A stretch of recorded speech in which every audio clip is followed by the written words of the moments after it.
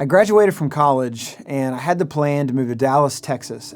So I drove there myself from Ohio, and I began working two different jobs, basically working around the clock for the most part during the week so that I could afford to eventually go to graduate school.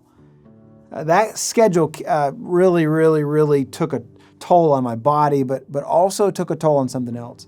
You see, after work, I would go home to this one-room apartment, and I didn't have much in it, and I would sit there. I didn't have very many friends. I didn't have much community. I had not built many. I had left them all in Ohio for the most part. And one word, and one word only, is what I felt more than anything else: lonely. I just felt so lonely. In fact, there were moments where it felt like it was dripping. Maybe today that is exactly the way you're feeling right now. You're lonely. You feel isolated. Or maybe COVID has you all cooped up and you can't seemingly escape. One of the things I began to learn is that joy could even come in the midst of my loneliness. We're in a teaching series right now called Joyful. We're looking at the book of Philippians. Philippians was written under the inspiration of Jesus by the Apostle Paul. Paul was a man who was in prison. Beforehand, he was educated. He was very passionate about what he was called to do, but he had quite a difficult time in his life. He encountered so many different things in his ministry. For instance, I don't know if you know this, but he walked around 15 miles a day by himself many times. He was beaten, he was hated, he was hunted, and he was single. See, no doubt he underwent great amount of hardship, sorrow, and loneliness. Did you know another person who was also single, beaten, hated? It was Jesus. And Jesus felt many of the same things that we do as well. He felt loneliness at times, just like we have felt. In Philippians chapter 1, it talks about Paul's current predicament. And Paul would have battled loneliness just like we have. Yet in the book of Philippians, Paul, he talks about joy. You know how many times? 19 times. How did Paul remain so focused and joyful in the midst of all of that loneliness? Here's how. His purpose was bigger than his problem.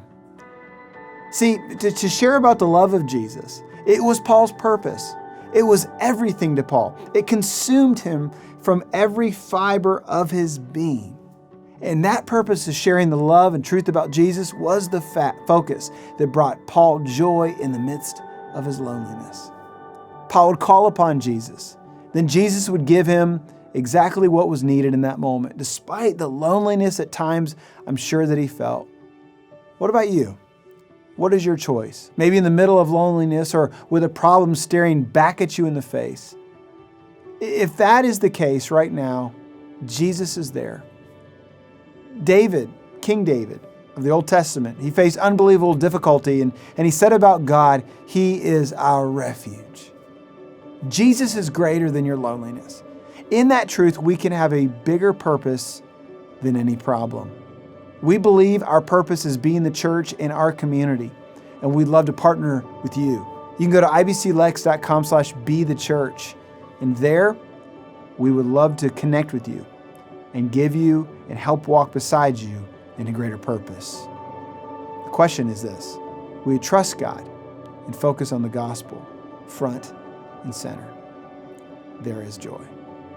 In fact, we'd love to have you gather with us digitally this coming weekend. Our services start Saturday at 7 p.m. and then Sunday we have services at 9:30, 11, and 1 p.m. You can join us on multiple channels. The first one is on YouTube, the second one is on Facebook, the third one is on the web. Just go to ibclex.online, or you can also tune in with us on WLEX 18 at 11 a.m. on Sunday. Can't wait to see you soon.